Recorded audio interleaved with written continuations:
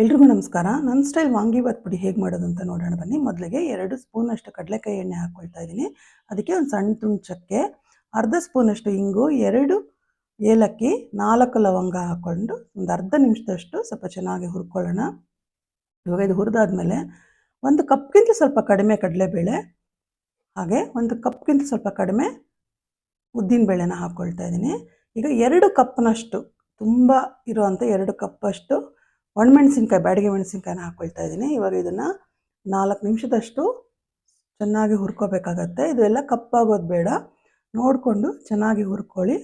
ಹುರ್ಕೊಂಡಾದಮೇಲೆ ಇವಾಗ ಇದಕ್ಕೆ ನಿಧಾನಕ್ಕೆ ಹುರ್ಕೋಬೇಕಾಗತ್ತೆ ಇದು. ಇವಾಗ ಇದಕ್ಕೆ 1 ಕಪ್ಪಷ್ಟು ಒಣಕೊಬ್ಬರಿ ತುರಿನ ಸೇರಿಸ್ಕೊಂಡು 1 ನಿಮಿಷದಷ್ಟು ಹುರ್ಕೊಂಡ್ರೆ ಸಾಕಾಗತ್ತೆ.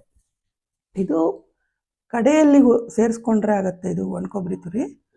ಇದಾದಮೇಲೆ 1 ನಿಮಿಷ ಹುರಿದ್ರೆ ಸಾಕಾಗತ್ತೆ. ಇವಾಗ ಇದೆಲ್ಲ ನಾವು ತಣ್ಣಗಾಗಿ ಬಿಡಬೇಕಾಗತ್ತೆ. ಇದೆಲ್ಲ ತಣ್ಣಗಾದ್ಮೇಲೆ ಮಿಕ್ಸಿ ಜಾರ್ಗೆ ಹಾಕ್ಕೊಂಡು ಇದು ಪುಡಿ ಮಾಡ್ಕೋಬೇಕಾಗತ್ತೆ. ಇವಾಗ ಇದನ್ನು ಒಂದು ಮಿಕ್ಸಿ ಜಾರ್ಗೆ ಹಾಕ್ಕೊಳ್ಳೋಣ. ಎಷ್ಟು ಜಾರ್ ಹಿಡ್ಸತ್ತೋ ನೋಡ್ಕೊಂಡು ಪುಡಿ ಮಾಡ್ಕೊಳ್ಳಿ.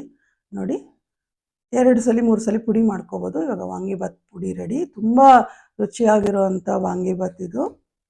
ನಾವು ಇದಕ್ಕೆ ಏಲಕ್ಕಿ, ಲವಂಗ, ಚಕ್ಕೆ ಎಲ್ಲ ಹಾಕಿರೋದ್ರಿಂದ ಅದನ್ನು ತುಂಬಾ ಹಾಕೋಬಾರ್ದು. ಸ್ವಲ್ಪ ಅದರದ್ದು ಇದು ಘಮ ಬಂದರೆ ಸಾಕಾಗತ್ತೆ. ಇದು ರೆಡಿಯಾಗಿದೆ ನೋಡಿ ವಾಂಗಿಬಾತ್ ಪುಡಿ. ತುಂಬ ಒಳ್ಳೆ ರುಚಿ ಕೊಡೋವಂಥ ವಾಂಗಿಬಾತ್ ಪುಡಿ. ಅತ್ಯಂತ ಸುಲಭವಾಗಿ, ಸರಳವಾಗಿ ಮನೆಯಲ್ಲಿ ಮಾಡ್ಕೊಳ್ಳಿ. ಧನ್ಯವಾದಗಳು.